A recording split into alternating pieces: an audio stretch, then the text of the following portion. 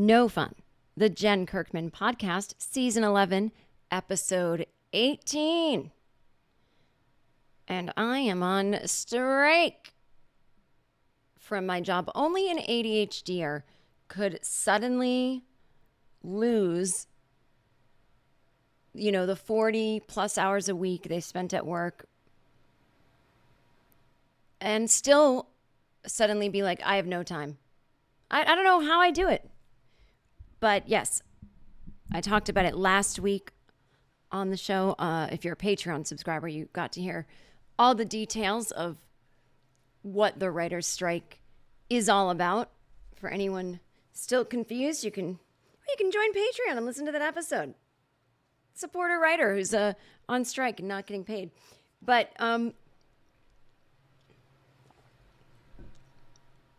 But since I've recorded that last week's episode, I've actually been to the picket lines every day, and I'll just share some non-union, official, non-political thoughts about it. Well, first of all, when I heard we were going on strike potentially, I didn't know what it would be like because I've never been on strike before with my union, the Writers Guild. I got into the Writers Guild like a year after their last strike, which was 2008. So I thought, they make you picket 8-10 hours a day. That's what I was picturing. I was like, oh my God. But it's really not. It's about, 4 hours a day, 3 to 4. And you sign up for places and all that kind of thing. And I will tell you, I had a friend who was sick last week, really, really sick, and he couldn't join the picket line. And I was like, the pictures and the videos make it look like this party. But like everything, the pictures and videos just tell one part of the story. They just tell the 60 seconds of any story that you want to tell. That's the best part of it. Oh my God, somebody showed up with a giant speaker and they're playing worker-friendly songs like 9 to 5 and she works hard for the money. So anyone looking on at, anyone who is on the outside, who's looking at the writer's strike and thinks, oh, that looks kind of fun. Sure, there is part of it that can be a little fun, I guess. Well, for LA, the Writers Guild West is having the most fun picket lines. There's mariachi bands, celebrities are showing up, bringing pizza and whatever. I think on the East Coast, Pete Davidson brought pizza to one of the picket lines. I was on a different one in Manhattan, so I didn't get any of the Pete Davidson pizza, but there was one thing I saw where all the late night hosts together sent like a waffles truck. And I'm like, no. You don't combine. What do you get Seth Meyers and Jimmy Fallon and Stephen Colbert? You don't all pitch in for one waffle truck. You're rich. First of all, you drive that truck yourselves. Now, not that any of the writers are going to be thrilled at seeing celebrities. We see celebrities. We don't care. But it's a publicity thing. You want to go there to get the press there, to show that you are on the side of the Writers Guild. And I swear everyone on the East Coast is doing it wrong. Cynthia Nixon came out. Did she bring anything? No. The character who plays Che Diaz, they came out. Which, by the way, of anyone who doesn't need to defend writers, it's Che Diaz from, the Sex and the City reboot. You should have been on strike after reading the scripts that were written for you, Che Diaz. But, appreciated. You don't have to bring anything. Susan Sarandon was out there. No, we don't need her and her third-party voting 2016. But you got to bring stuff. You don't just show up with your fame. We don't care. You do it to get press. That helps. Bring stuff. Make yourself look good. Get good press for yourself while you're promoting the writer's strike. Doesn't anyone know how to be famous anymore? And then people were like, I saw this person on the line. I'm like, that's not a real famous person. comedians and people on Saturday Night Live, I'm not talking that level of fame. I'm talking like, get Sarah Jessica Parker out there, but she's too busy on Instagram posting about her shoe store to be bothered to come down to the line. And then when you're on the inside of the line, there's always that part where you start running into people that you know that you don't necessarily want to see. It's like friends from 20 years ago where you're like, oh, hi. You know, I sort of remember your name. Yes, we did one open mic together. Yeah, okay. Oh, God, this person's starting to network with me because they're in the union, but they haven't worked. And, you know, it's like that happens. Or someone who wants to be a writer and they're walking around, you know, holding a sign and you swear to God they're about to pull a script out of their hand next and go, will you read this? Like there's a lot of that weird energy where all of a sudden you're walking and then someone's walking next to you that you really don't want to talk to. It's like being at a party, but you can't leave. It's exactly like being at a party because you are shouting loudly, trying to be heard, and it's awkward. You first show up. You're like, I don't know if I'm going to know anyone. Then you see some of your friends and you get in a rhythm and you're talking with your friends. And then some rando comes over, but your friend doesn't know that that's just a rando to you. So they think you're happy to talk to the rando because you're like, oh, hi. And then your friend kind of goes off somewhere else. And then you're like, no. And then you're stuck with the rando and you're walking with the rando. And you can't really say, oh, I got to go. I gotta work early in the morning. Nope, can't use that excuse. So it's like a party with no food and some music, mostly the song 9 to 5 over and over, and people coming up to you that you don't really want to talk to, and now you have no excuse to get away from them.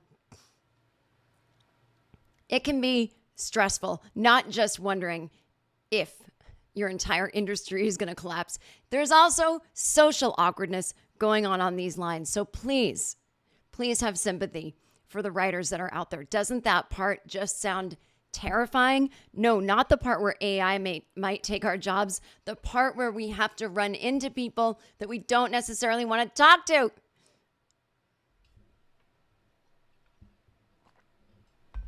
Anyway, but overall, mostly, it's been an interesting experience learning about what these studios did and how they just didn't even want to come to the table to negotiate. And there's lots of rumors swirling around. Who knows what's real? Oh, they all booked their European vacations. They're on yachts. They wanted this strike to happen so they could, you know, have an excuse to make layoffs and cuts. I have no idea.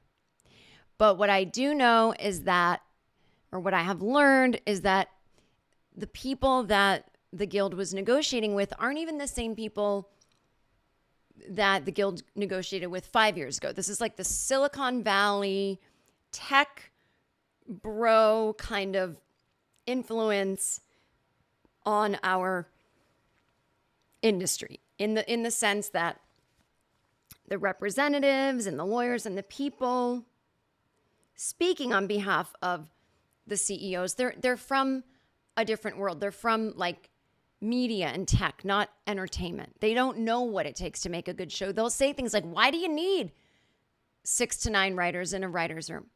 They think you can just have people write stuff for absolutely no money. They want one person doing it on a day rate, so you don't even know if you're coming back the next day. Like they don't. It's maddening. There's anytime you just Google WGA and you can read all about it. But it's absolutely a huge moment in labor, and I'm getting very excited about it. And I'm obsessed now with the Teamsters Union because they have our back. They're not allowed to cross a picket line. They can if they want, and they won't get. Sorry, the Teamsters can refuse to cross a picket line, meaning if writers are picketing in front of a studio that's about to start shooting at 6 a.m., the Teamsters can say, I'm not going in there because we don't cross picket lines. We're in solidarity, and they leave. Without the Teamsters, you can't really do a production that day. And there are productions that are still shooting because their scripts have been written already. It's a tough call because that brings into question, technically, yes, you can shoot without with scripts being written already. But there's